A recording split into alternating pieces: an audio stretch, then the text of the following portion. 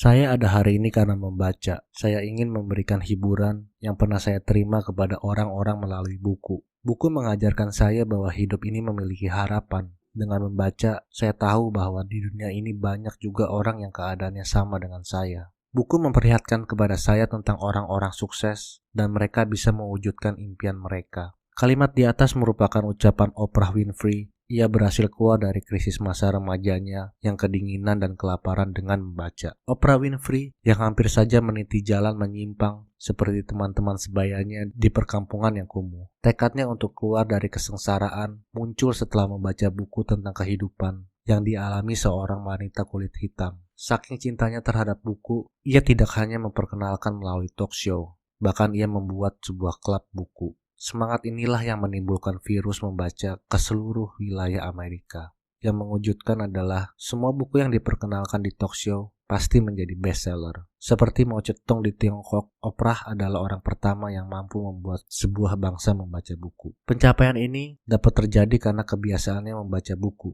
Ia memiliki pengetahuan yang mendalam di berbagai bidang karena rajin membaca sejak kecil. Diketahui bahwa ia hanya memperkenalkan buku yang telah dibacanya. Dengan begitu, ia bisa menyampaikan kesannya kepada penonton tentang buku yang menarik perhatiannya. Para ahli menjelaskan ciri khas Oprah Winfrey dalam berujar ini sebagai bentuk simpati atau mendengarkan. Tentu ini pendapat yang benar, namun analisis ini menjadi dangkal jika berhenti sampai di sini. Banyak ahli yang seolah melewatkan bahwa kemampuan berbicara yang cerdas dari Oprah Winfrey ini ia dapatkan karena suka membaca buku. Kecerdasan humaniora mendalam yang dimilikinya ini yang membuat mampu berdialog dengan lancar dengan para ahli di tiap bidang sosial. Pengetahuannya tentang berbagai hal seperti politik, ekonomi, budaya, sejarah, dan seni membuat ucapannya begitu kaya. Meskipun begitu, ia tidak serta-merta menyombongkan dirinya. Mantan Menteri Lee Oh-yong dikenal publik dengan ucapannya yang syarat dengan ilmu humaniora. Meskipun sudah berusia 80 tahun lebih, ia selalu suka berdiskusi tentang fenomena baru. Sekali membuka mulut, ia akan menunjukkan pengetahuannya yang luas di berbagai bidang dan lancar berbicara selama berjam-jam. Sebenarnya ia agak jengah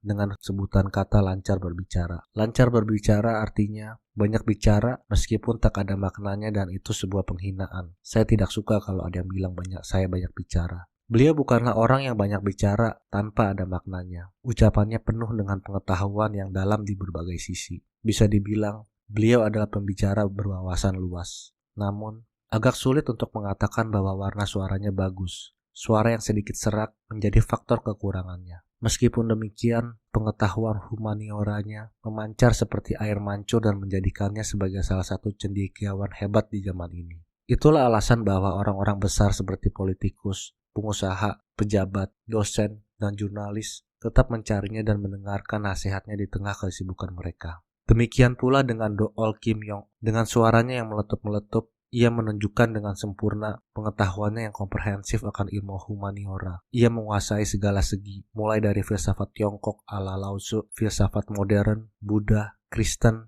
hingga sejarah.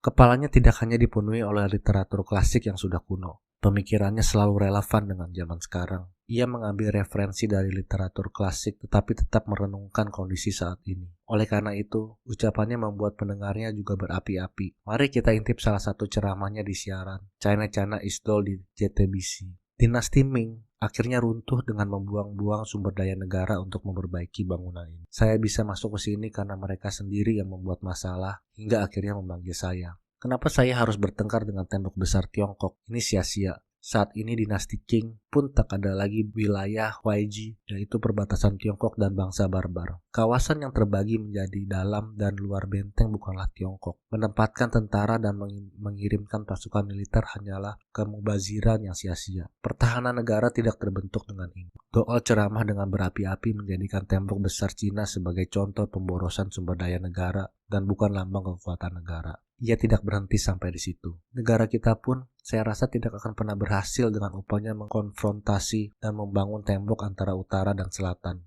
Negara kita tidak akan bertahan dengan itu.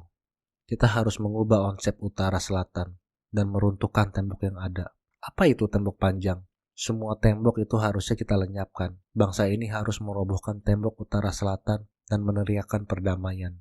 Kenapa kita harus menutup tempat seperti kawasan industri Kaesong dan menjadi bebas seperti ini? Apakah ini jalan yang ingin dilalui bangsa kita? Ia menjadikan tembok besar Cina sebagai contoh dan mengungkapkan pendapatnya bahwa bangsa Korea harus merobohkan tembok itu. Ia menekankan bahwa penutupan kawasan industri Kaesong sama sekali bukan bentuk pertahanan negara. Kata-katanya tidak akan memiliki daya bujuk jika ia hanya meneriakan bahwa kawasan industri Kaesong seharusnya ditutup. Namun ia dengan cerdas menjadikan tembok besar Cina sebagai dasar argumennya, sehingga semua orang mengangguk setuju dengan argumennya. Ucapan yang tidak dilandasi dengan ilmu humaniora akan seperti tanah kosong. Istilah dengan ilmu-ilmu humaniora agar tanah itu berubah menjadi hutan yang subur, yang membuat inspirasi, kearifan, dan wawasan menari-nari di dalam. Ilmu humaniora tidaklah sulit. Anda hanya perlu mempunyai hobi membaca di bidang yang diminati seperti psikologi, filsafat, ekonomi, atau komunikasi. Ada satu kalimat yang selalu diucapkan Ban Hansung.